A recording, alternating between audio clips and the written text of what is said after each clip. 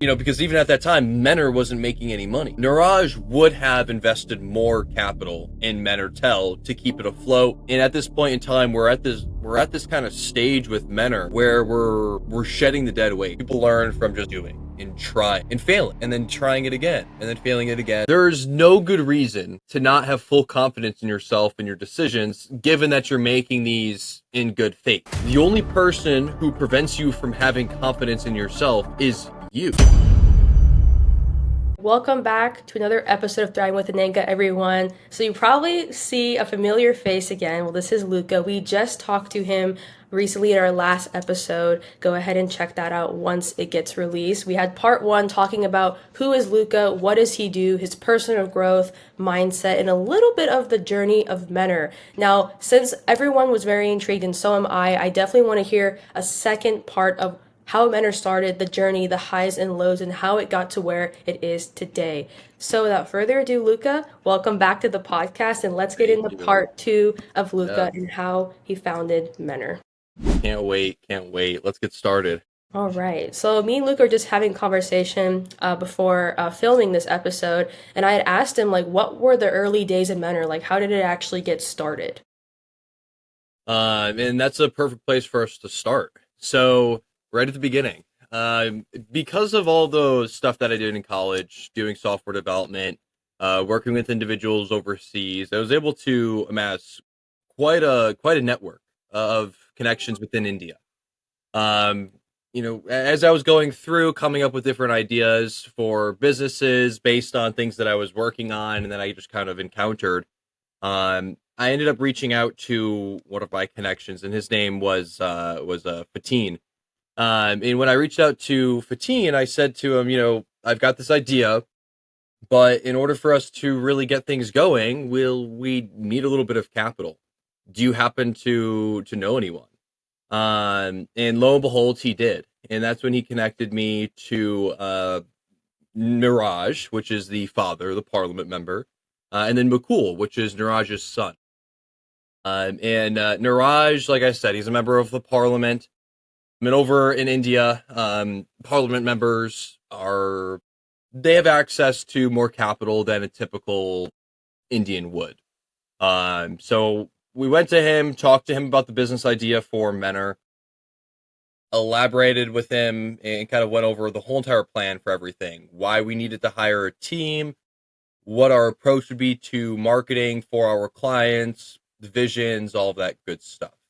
Very, very different to a traditional investor conversation. This was much more akin to like a angel investment from like a family member. That's honestly really what it was. So after some back and forth, I finally convinced Niraj to invest $25,000 into effectively me at that time, because there was no real Mennr. There was Mennr, but there was no real Mennr marketing like we know it today. So we went through that whole process, got the business entity set up in India. It was called Mennr Private Limited, a subsidiary of Mennr LLC. We ended up going out, hiring all of our first staff, marketing staff, and that's kind of where the first issue arose. It was a bit of I'll call it like a sketchy process, as one might imagine. I'm going through this back and forth conversation with them. I don't really even believe they're going to do the investment. Half of me believes they're just talking to talk. But one day, Niraj sent me a request to get some documents notarized, signed and then notarized, so that we can file for the proper business registration within India. So I did that. I signed and notarized it. And then I couldn't even just scan the documents with my phone in the Notes app. I had to actually send the physical copy of the document through the carrier service. That cost like $300. It's kind of crazy for just a couple pieces of paper. Well, it was $300 for the notary, including the shipping, but either way. So sent it over, and next thing I know, we've got Mennr established. And then following that, the bank account for Mennr, and then following that, the $25,000 was actually in the account. Um, so that was pretty awesome. I was like, oh shit, okay, they're legit. Let's get going. Um, and that's really where the first issues kind of started to arrive. I had my vision for how I wanted to build the team out. My philosophy was, um, I know we have $25,000, but we need to hire the right people, and if that means by hiring the right people that $25,000 will only last us 4 months, then so be it.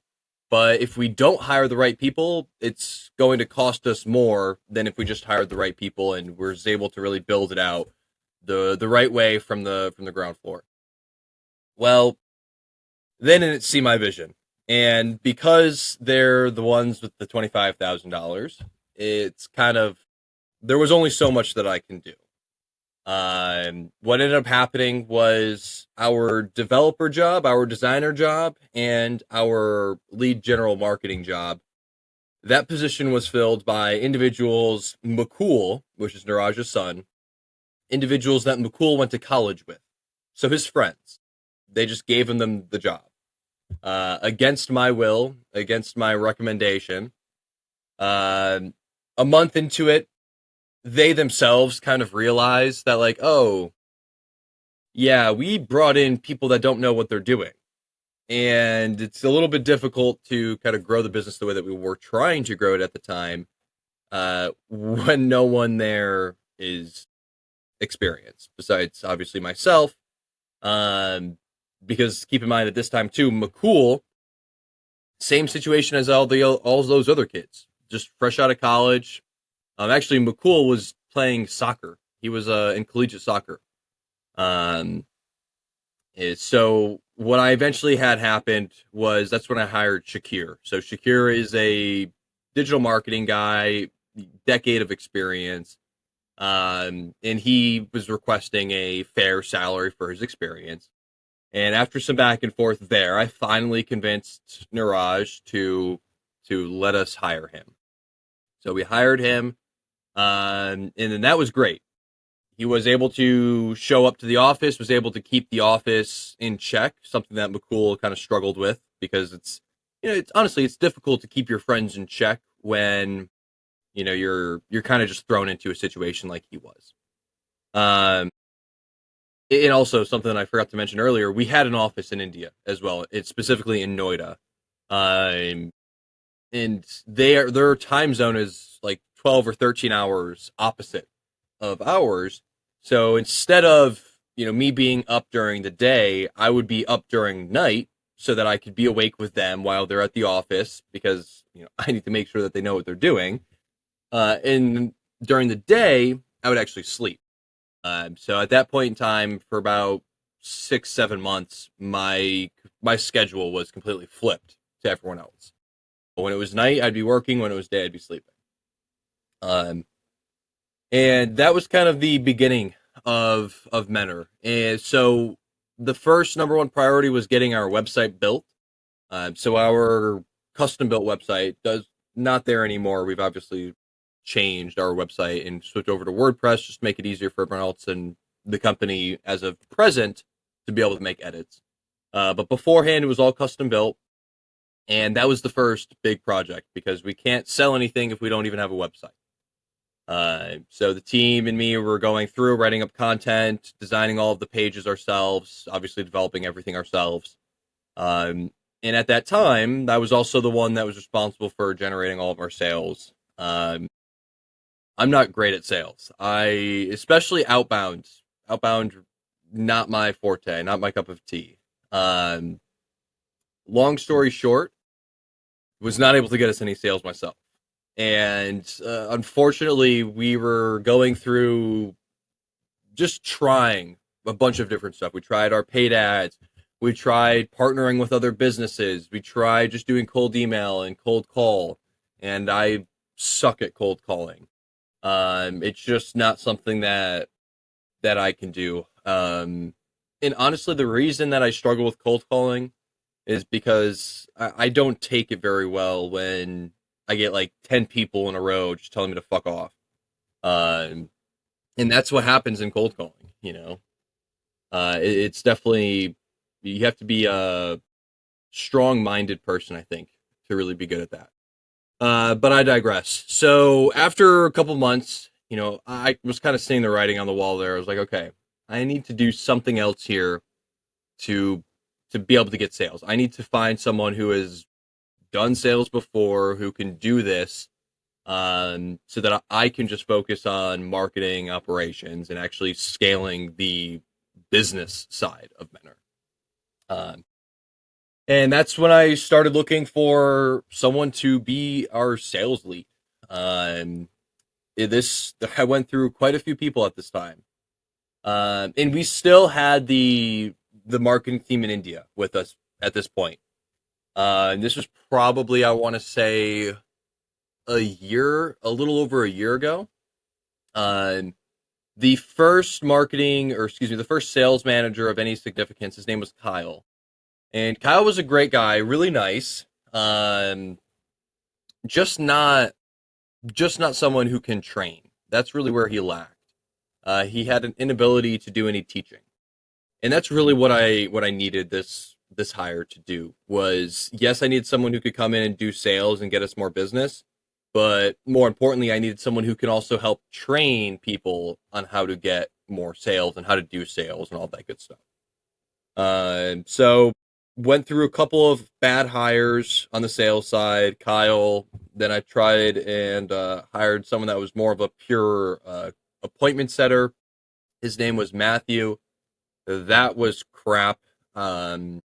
Basically, I don't know what he was doing, but every single appointment that he would book would either not show up, or they would show up and have no clue what they were showing up to. So that was really weird. He only lasted for the month. A couple other people kind of in and out at that point. And throughout this period, we're still paying the marketing team in India, still pulling from that $25,000 initial investment.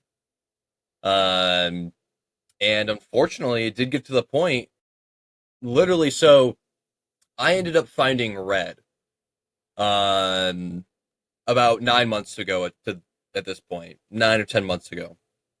And that first month that Red was with us was the last month that we can afford to pay anyone in India their salaries. So that was a very unfortunate kind of timing of things, because a big piece of what initially was making Mennr attractive to people when we were trying to hire is that we had our own marketing team already. So losing that was tough, but there was absolutely nothing what we can do. And, because even at that time, Mennr wasn't making any money. So if Mennr was making some sort of money, Niraj would have invested more capital in Mennr to keep it afloat while we were, continuing to scale and grow. But because at that point in time we did not have any clients, he would not give us another investment. Which, when you think about it, like, that makes sense on Niraj's part. Out of everything he did, that's one thing that actually really does make sense.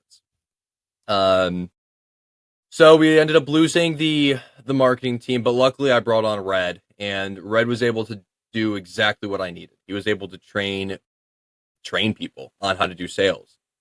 So I ended up going out to Handshake and Indeed and LinkedIn, posting a job for the interns, so that we could bring in more folks kind of that were still in college and fresh out, help them learn how to do sales while also helping us get more business. We were able to semi-successfully do that, at least to the point where it's gotten us to where we are today. And that's one of the interesting things. Like, you go online and you look at people, for example, like on Reddit, talking about, oh, how do you guys, like, as a marketing agency owner, how do you get business? And you'll see everyone like saying like a cold email and stuff like that. And then you'll see the oddball person that leaves the comment cold calling, and then everyone's replying to that comment, oh, how do you do it? What, blah, blah, asking all these questions. And really what I've found is, it's, I haven't really found any trouble with being able to hire people that were the right fit. And the reason that I feel like I've been able, and Mennr's been able to kind of do that better than other marketing agencies have been, is because it's a couple different things. Number one, how Mennr started. The story of Mennr is a good seller for bringing people onto the company. They're able to resonate with the fact that this all started because of my grandfather's restaurant and COVID and all of the um, vision to be kind of that go-to for SMBs and those mom and pop shops. And then they're also able to see the team and the kind of dedication that I put into it, that everyone in the teams put into it. Um, and then obviously the overall vision for the company. And that's how I feel like we've been able to attract those people, and something that a lot of other marketing agencies lack because they're dull. They don't have any sort of unique identity. They don't have that personality. The founders started the agency because they saw on Instagram, someone saying that this is the perfect time to start a digital marketing agency. Um, like I didn't start Mennr because I thought that digital marketing was going to be a hot commodity, that I thought it was going to be the next thing that blows up. It just kind of so happened to be that it got very popular with the social media marketing agency stuff. Um, and I think that's, like I said, that's really why we've been able to kind of see that work for us. And then the commission aspect is another big thing to it too. It's one thing to be able to get people on board with the company, and then it's also another thing to be able to get people on board while also coming on board with commission. And the way that we've been able to do that is just being fully transparent with everyone. Letting people know how much money the company is making, letting people know what the team looks like, letting people know what the role looks like.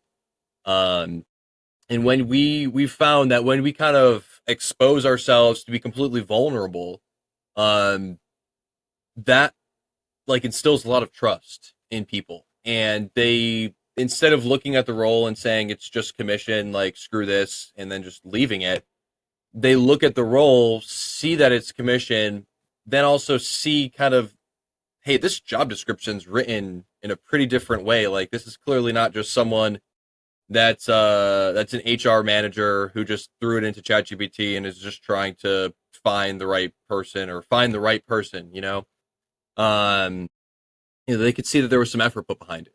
And I think that that's not, I think, I mean, I've had people tell us that that's a big part as to why they even entertained it in the first place. Um, because it's, commission is difficult. It's a difficult thing. For the interns, for the sales, the people in college, it's a little bit different because they don't have the kind of commitment that, a father of children and a husband or a wife have to, their significant other. So that's why when we're targeting kind of for the interns, it's a little bit easier in that sense because they, like I said, they don't have those commitments, but then they also really want to learn. And they're at that point in their life where they're willing to kind of trade off the financial gain for the knowledge gain. And that's also how we structure all of our roles, really. But for someone like Red, in Red's case, it's super rare for someone to be able to find kind of that perfect fit who is also willing to work on that commission basis. I mean, the dude's got a family. He's got 2 kids. Literally, just his wife gave birth to another one 4 weeks ago. And I was actually talking to Red about this a couple months ago. It's pretty admirable, the ability that he has to put all of this time and work towards Mennr while also putting all this time and work towards his family. Like if I was him, I mean, shoot, even right now, I don't do anything with my family. I'm horrible at kind of managing both aspects of what life is. And he does it seemingly kind of flawlessly. He'll be tired here and there, but I mean, that's to be expected. Um, but he's still at the end of the day putting in the work and getting it done in both facets of his life, which is awesome. And like I said, very admirable. Um, but from there, so at this point, we've got Red on the team. We've got our first round of interns coming on. We've got our first clients coming on. Um, and honestly, it kind of brings us to present day. Um, because there's since all of that, we've obviously gone through kind of our highs and our lows. Um, and at this point in time, we're at this kind of stage with Mennr where we're shedding the dead weight. Um, we've worked with people that have gotten us to this point now, but those same people aren't going to be able to take us to that next level. And that's something that business owners and just in life people I'm sure will realize is your friends, the people that helped you get to where you are today aren't always going to be there to help you take that next step. If anything, they can be slightly limiting. And that's exactly what we're seeing here. So, for example, with the marketing managers, kind of moving on from the college graduates that we had in there working that position now, um, and swapping it out for someone that's been in the space for a couple decades, that's done it, that's been there. Um, and we're able to do that because of those, prior marketing managers, and to their credit. Um, but yeah, that's honestly the quick high level of where Mennr got started and kind of where we are at today and kind of how it's been done a little bit. Yeah, I mean, I love hearing that story because there's been so much change within those like months and all like the changes in that time. But I think it's really cool, like where Menor is heading to now. And I remember like kind of going back to what you were saying, because like what I've noticed is that a lot of businesses like they don't actually like teach their team, like if that makes sense. Like, a lot of Hmm. businesses, especially like, they're very high about like team and culture, but they don't actually like you like implement that into their work, into their workspace. And so with Menor, I've noticed that you guys are all about like team and culture and just having all of us grow. Like for example, like we work for Menor obviously, and like if anything, it's not even for. Like I feel like I work alongside everybody because there's a big difference when a company is like, yeah, you work for us, or no, you work with us. Like we work together because then it makes you feel really empowered to do the work that you want to do. And plus, like you're passionate about it, and also you're learning a lot of things. And so what I've noticed is that what makes Luca stand out a lot, especially, is that he wants all of us to win, like whether it's with our personal goals and of course together with Mennr. And I think that's great because a lot of companies should learn from that, to really focus on their team and say, okay, like, yes, you're helping me build Mennr, but what can I do for you? Like, what do you want to do? Like, what are your strengths? And I like that, for example, because I was in like the sales part when I first started with Luca. And I remember we talked about how like I was really passionate about social media. And so, and of course, like, I was open to doing sales and doing all of that because, of course, I want to learn sales at some point. But like where my interest was social media. So I remember I had that conversation with Luca, and he was like, "Well, like what are your strengths are?" And I'm like, "Well, I really like social media. I love content. I want to edit. I want to do something for Mennr because that's when we were starting the social media for it. And like the first couple of months, we were like, okay, like let's go start social media for Mennr. And so I was like, okay, cool. Like I want to do that. And then ever since then, like I haven't looked back. I've enjoyed every single minute of it, and I think it's important that the boss is saying like, hey, like where your interests are at. Because I know you're doing this, but I really see you doing this. Like, how about you help me with this? And instead of just kind of putting someone there when like they're not going to do or put in as much work as they will when they're passionate about something else, if that makes sense. So Hmm. ever since It then I've does. been like, yeah, I've been loving doing like any social media, and I'm like, oh, this is great. Like he saw what I was interested in and then put me in that. And so ever since then, like I know I'm gonna like put in the work because I'm never going to slack off because it's something that I love to do. And of course, I want to learn sales eventually once I get to that point. But I think it's all about being with a team of people that want you to grow. And I think that's what makes his business stand out by a long shot. So, Yeah. And if you've noticed, like, we, because obviously, like, at the time, especially like the way that we were doing sales and the way that we still are doing sales, um, it's not for everyone, right? Just plain simple. It's not for myself. It's just not. There's nothing against it. It's just there are some people it's for and some people it's not for. And it's like when I'm looking at you, I know you're a valuable asset.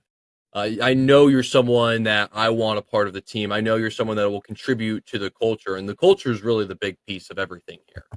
Um, so if okay, so sales, we understand that's not really the avenue where we're seeing you right now, but I don't want to lose you. What are you really passionate about? What do you really like? And then that's where that social media conversation goes. And then that's when we get to, okay, well, how could we make that kind of work with what you're doing here? And then that's when we get to, okay, well, why don't you record some content? And then we could have Evan go out, edit the content, post it, and then let's kind of see where that goes. And like you said, you picked that up and never looked back. And it's been amazing. Um, that's, I think, the best thing that a business can do is if you're hiring the right way, um, you should always be hiring for the culture fit, number one. And if that's the case, then you should make an effort to make sure that you're putting the individuals that you bring onto the team in the best place for them to succeed, that they have their most interest in. Um, because even if you want to look at it from a selfish perspective from the business, if you're putting people in a place where, number one, they feel like they can succeed and where they feel passionate about, they're only going to be doing better than they would if you shoved them into a role that they didn't really care that much about. Or that they weren't, maybe not necessarily didn't really care about, but they weren't, fully bought in or fully invested in. So you're helping your team member, and you're also helping the business at that point as well. I really do think that hiring is the biggest, one of at least the biggest contributors to a successful versus non-successful business. If you hire the right team, you're good to go, basically. Versus hire the wrong team, it'll crash and burn in seconds. Yeah, I 100% agree.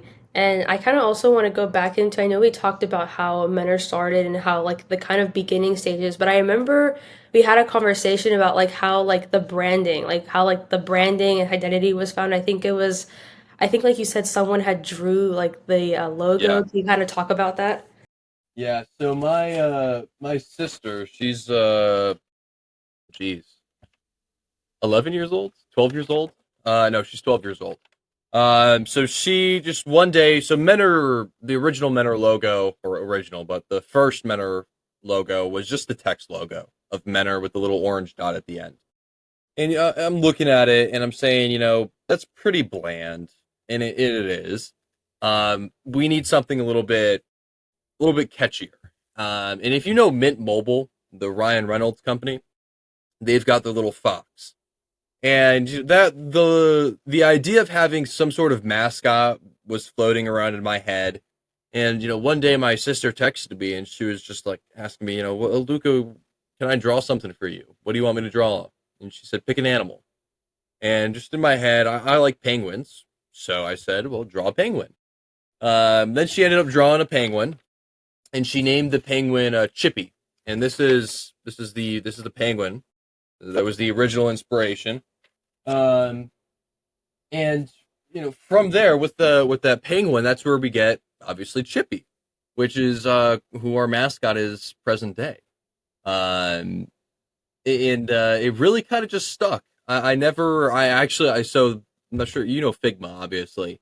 I went into Figma, just made a penguin out of a bunch of shapes that I overlapped with each other.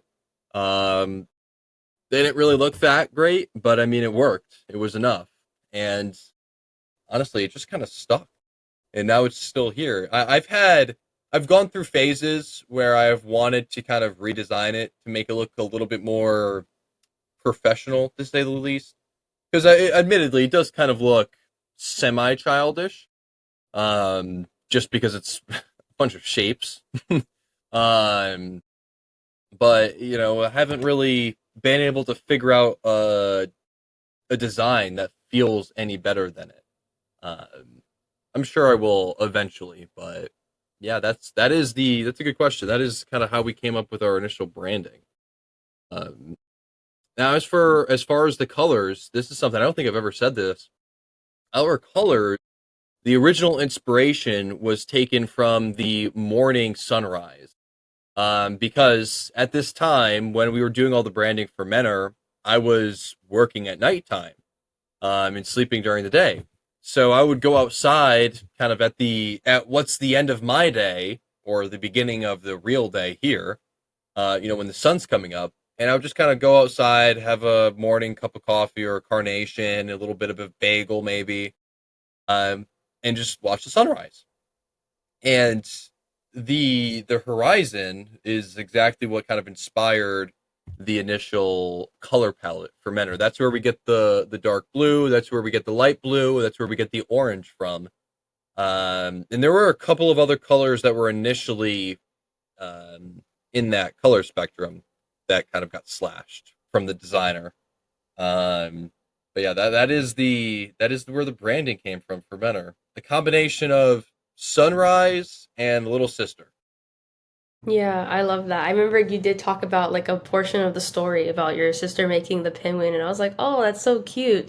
And I think that's really authentic because like I don't think I've ever seen like any other marketing like company like have that, and I think that's what makes you Probably not. guys stand out. Yeah, because I remember I saw that when I saw it on Handshake when you guys had posted that job, and I was like, oh, the penguin is so cute, and it also like kind of drew me to. I'm like, okay, I'm just gonna get in Yep, contact with them, and like because I liked how exactly. authentic it made you guys look. It makes you unique from a lot of other people. So. I agree. I agree. It stands out. It definitely does. Hmm. Definitely. Definitely. So I'm glad we talked about your branding and the name and just kind of the overall core of Mennr. But I also kind of wanted to ask you, like, how did you like approach like the growth for Mennr? I know we talked about a little bit of its growth, but I want to ask you, like, right now, like for Mennr, are you more focused on branding, community? Like, what are you really focused on right now as a company? Growing the team. That's kind of where we're at right this second. And it sounds kind of weird because in the beginning I just talked about kind of cutting, kind of slimming down and cutting some of the dead weight off. But it's more so okay. So we're at this point of our growth. Now let's continue to scale the team with the right people. Um, that's where the company's at right now. That's kind of where our main focus is. It's not necessarily like on our branding. I would actually say it's a two for one team building, but then also building out our inbound marketing. Honestly, that's the big thing. So what an ideal situation will happen is with the result of all this team building that we're doing right now, I'll then be able to focus the vast majority of my time on our inbound marketing because that is something that is a big barrier for us right now to our further growth. Um, you can only scale like we could scale our outreach efforts okay, but we could do even better if we had some nice inbound marketing that was bringing in warm leads that we could kind of pass off to everyone. Um, that's really where our main focuses are right now: inbound and team building. Yeah, that's a good goal. I mean, that's also going to help you guys a lot by a lot. And I think, like you said, it's all about, hiring the right people because you know that they're going to get the job done. And also, if we all work together to build something, like if we all like build like unite to build one thing, I think it's gonna take it so far. So like you said earlier, like just having the right team is really important. Yeah. And that's again going back to the team building, that's a struggle that I've had so far with the marketing manager role is just having someone that I can trust who's going to take care of everything without me like needing to go back and do it all over again or without me needing to you know jump on a 4-hour meeting where it turns into us just doing the work on the meeting together. And that's what because of the lack of kind of experience of the individuals that we had in those positions prior, that's exactly what I had to do. And it turned into, okay, we've got these marketing managers, but they're more of like glorified assistants for me, where I'm actually the one that still has to do the work, and basically anything that they do I have to redo myself. Um so to have someone that I can trust to get it done right, it's going to be such a game changer. I am looking so forward to it, honestly. Yeah, I'm excited too. Just you saying that's exciting because I want to see like who like you're gonna bring on and like the change is gonna be really, really cool. And I wanted to also talk about like since there's changes obviously being made, there's also decisions that involve those changes, like especially like when there's like how do you make decisions when there's I guess you could say maybe risk involved or if there's no clear right answer at the time. How do you make those decisions? Ask other people. Ask other people their opinions. And then at the end of the day, after I've gotten the opinions of others, trust my gut. That's it's worked for me so far, you know. And like for example, moving on from our marketing managers as early or not as early, but the way that we did. That was a conversation that I had back and forth with Mac and Red. Talking about, hey, so what do we think about this? What do we think about that? Because I could go either way. I'm on the fence. I'm not really 100% sure. What do you guys think?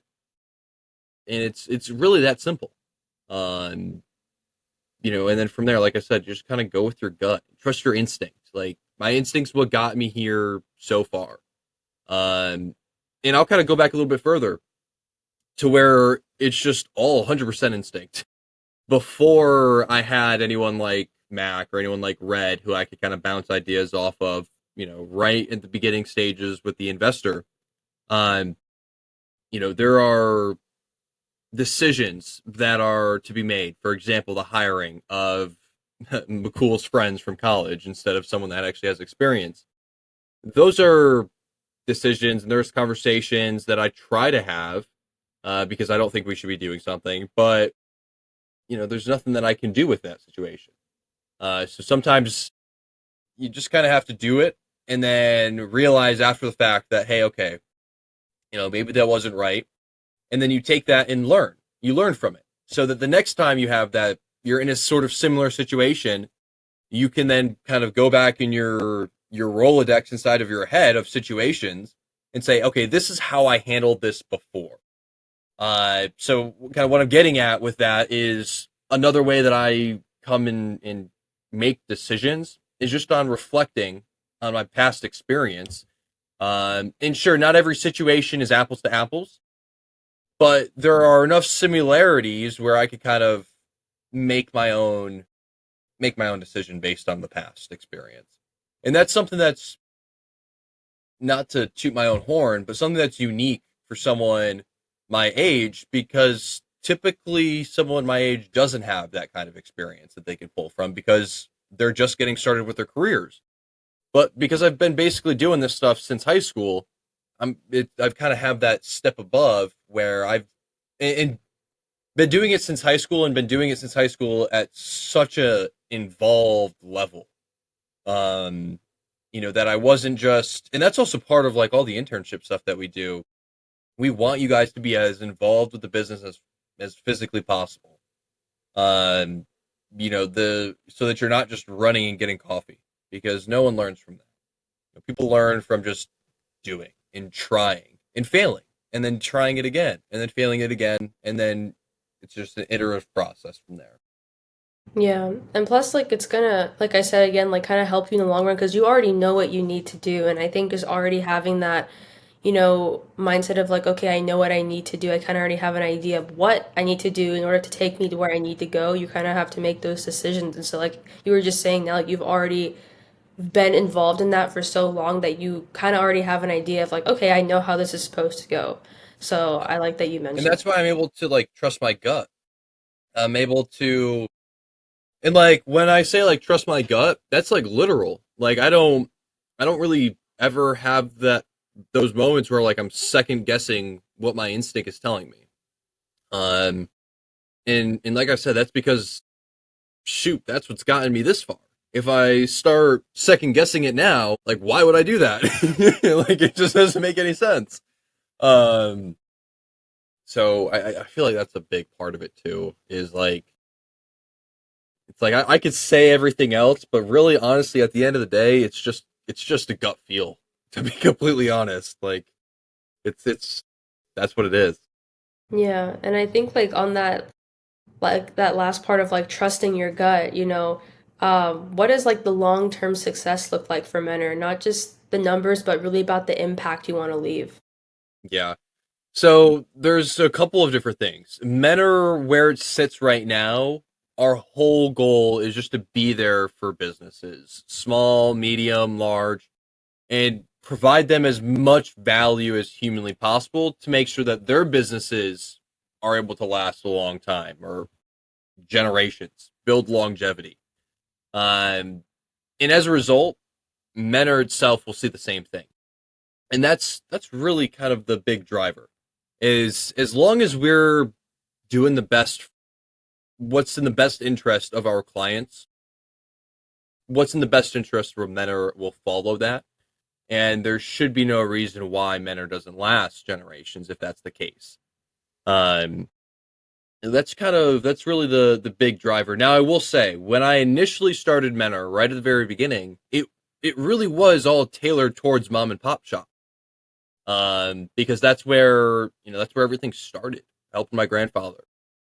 Um, Pretty quickly, 2 or 3, maybe 4 months into it, kind of realized I was a bit naive for having that vision. It's a beautiful vision. It's a great vision, and it sells well. But unfortunately, mom and pop shops just don't have $5,000 a month to spend on marketing. And we can't make $500 a month work. It's just not physically possible for us. We're based in the U.S. The people that we pay are based in the U.S. that are actually the ones that will be doing that work. Uh, and sure, we could get away with paying out commission right now. Then again, who's going to work for 10, 20, 30% of $500 a month? No one. No one that not no one, because obviously people will, but not someone that's going to have that decade of experience. And that's really the person that we need, that we're hiring right now, to kind of get the business to continue to grow. Um, yeah. Yeah, So, I'm excited to see where it's gonna go. Like just I'm just yeah, hearing everything and like yeah, I'm excited to see like where the team's gonna go. I'm excited to see like in the direction. I have a good feeling that we're heading in the right direction with everything that's going on. So I'm super excited for you and I can't wait to see where how everything turns out. And I think it's also good because like it's 2025, so like I really have a good feeling that we're gonna have some really big wins this year. So I think it's gonna be really exciting. So exactly. yeah. Exactly. Yeah. 100% agree. Yeah. And, you know, a big part of it too is that social media that you're taking care of for us. Honestly, like if we, so before you were here, the social media that we would be putting out was just created by me and Canva. Horrible. I have actually, so I tried, oh gosh, I tried to do the type of content that you create. Um, and my friend's girlfriend said that I looked like a serial killer because of how I was looking at the camera. Yeah, that was the last time I ever posted a video of myself online. Okay. And yeah, because I looked back at it and like fuck, I see where she's coming from. I'm kind of just like staring at the camera. And it's at the same time it's like it's just again one of those things where this is just not for me. Similar to like cold calling, social media, like it's for you or it's not for you. And I just don't have any motivations, any ambitions to be all on like social media. Um, so I was never able to kind of push myself to get past those criticisms. Um, which you know, if I was someone who was interested in social media and I really had like a fascination with it and I wanted to get good at it, for personal branding and things like that, then yeah, I probably would have been able to kind of get over that. Um, but I knew that's not where my time was best spent. Like my effort was not best spent creating social media content for us. It was trying to hire people to help us get more sales. So there's kind of those things too, like know what you're good at, know what you're not good at, and know when to delegate as a business owner. And honestly, is anyone in any sort of managerial position. Yeah, absolutely. And I think it's really cool. I actually, the other day was actually not even, I think yesterday, I was like, okay, because I've been like really studying social media lately. So I've been like really trying to think, okay, like I love the content that we're doing, but now I'm starting to think like if we're trying to get to the next level, what do I need to do to get there? So I've been like really strategizing these last couple of days and like thinking That's of awesome. ideas because I'm so like I don't want like I like what I'm doing, but I'm always trying to do more. So I'm always like learning because I'm like, okay, this video is good, but like what can I do better on? Like what am I trying to do? Like how can I reach the people that we need to reach through our content? So I've been like really focusing on that these past couple of days and obviously when we have like our monthly social media calls, I'm excited to share the things that we have like ready for you because I'm really excited to share them. So I can't wait. I can't yeah. wait. That'd be awesome. And that's like a really cool thing about social media is like you could almost do little experiments to an extent, and it makes it really engaging. But that's awesome. I can't wait Yeah. to see that. Yeah. Well, I want to say, Luca, thank you so much for hopping on for part two of the podcast. I've gotten a very much of a better in-depth understanding of Mennr, like the beginning, the highs, the lows, all the changes that are happening. But I'm so excited to see where it's going to be this year and the next couple of years. I'm super excited to see the process and the progress that we're going to make as a team. So I'm super excited for you, and also I'm also very proud of you because it takes a lot to get to where you are today. And a lot of people don't make it that far because they just quit when things get hard or they quit when things aren't working out, but you're always trying to find a solution because this does matter to you and it's very important to. I think just having that mentality and that drive is going to take you so far than other people. And I think that's what makes you stand out. I think that's making you successful right now. So very proud of you. I appreciate that. The very kind words. And I had something that I wanted to share that I thought of yesterday. Um, and it was related to the what I was saying regarding confidence. And this is something that when people always say, "Well, you should always have confidence in yourself. You should always have confidence in yourself," and you should. And confidence is one of one of the biggest contributors to success, like we talked about the other day.